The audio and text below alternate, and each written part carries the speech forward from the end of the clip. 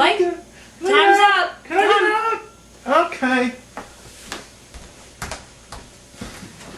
Done with my timeout. Oh, poor you. Sorry. Well, Mike and Sandy Quast here today, the real parents. .com. What is the topic for today, Mike? Topic of today is crime and punishment. Behavioral issues. Different types of punishments. We've got a whole potpourri of punishments. So and today crimes. we're going to talk about crimes. No, we're going to talk about different Behavioral methods issues. of what do you say? Reprimanding the children. I guess it's punishing, right?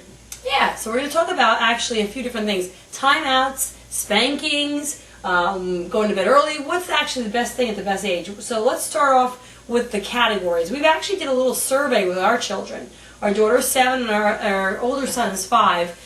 They both gave us some feedback that the 3-year-old wasn't exactly sure what I was talking about. He was more interested in playing Indiana Jones. Or dun, dun, dun, dun, Exactly. dun, dun. So anyway, what we did is we basically took some information from, we had information we read in Super Nanny has a book out there, Rabbi Shmuley. Rabbi Shmuley. From his show The on Strong-Willed Child is another book out there. Yeah, so we took some information and also our own experience, and we've The old got wives' tales we've heard. some background for you. So basically, what happens when your child is misbehaving?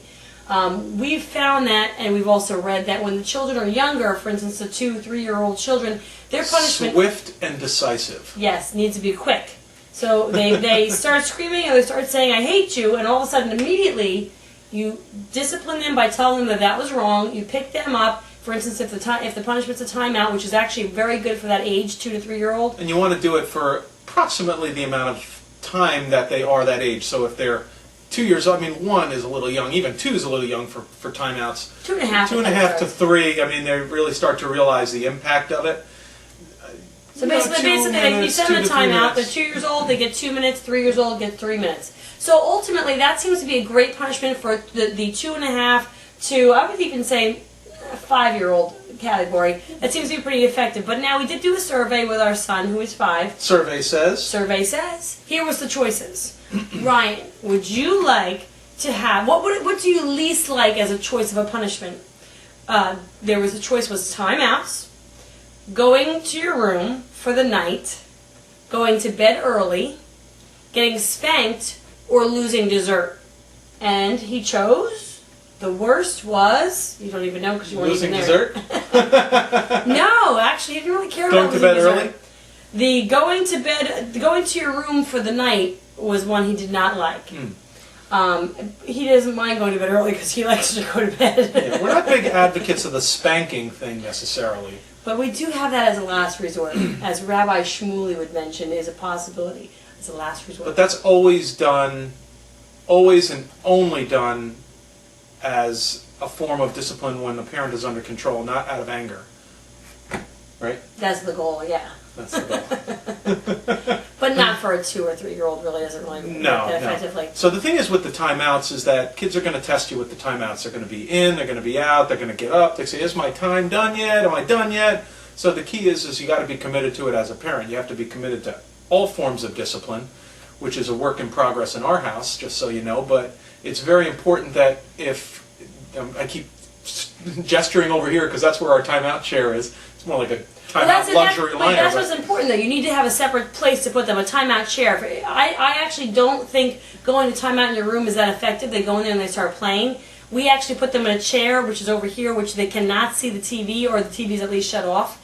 So that's basically what we work for the timeouts. Super Nanny, if you watch that on TV, she loves that as a form of discipline, and she does great with that. So here's the next step. What does a 7-year-old not like? Well, she does not like going to bed early. So, for instance, tonight I told her, if you come out of your room one more time, you've got 3 minutes to go to the bathroom and get in your room. If you come out one more time, you're going to bed early tomorrow night. Now, because she's older, she understands the concept that it could happen tomorrow night and not immediately. So what did she do? She boogied right back up there because she knows I mean business. Now, don't be telling your kids these things if you're not going to follow through. You're just blowing smoke out the window. Might as well be smoking a cigar because it is not going to work. Punishment, schmunishment, they Crime say. and punishment. But Yeah, now, no, that's important. we actually find, I think, around the 5-year-old age range, when Hannah especially was 5, she loves dessert. Ryan too. If what we do is we say, if you lose dessert, it's not the greatest thing, because what happens is you really kind of flaunt it.